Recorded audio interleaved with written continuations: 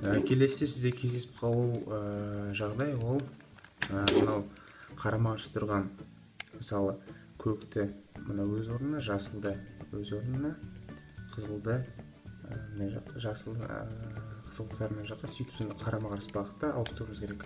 Бұл жерде қайтадан алтын балық формуласын қолдана саламыз. Оң жағын, сол жақ,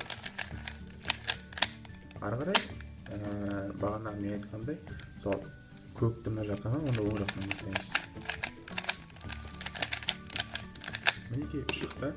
Келесіде бізде басқышылы, мынау жасылды мында, қызылды мында, көкті мында, сонда тек қарама-қарсы емес, бұнда бұлай осындай ретте орналасқан, дәл сол секілді қолдана береміз оң жақтан бастап.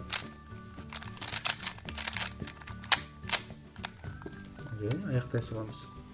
Көкті мында.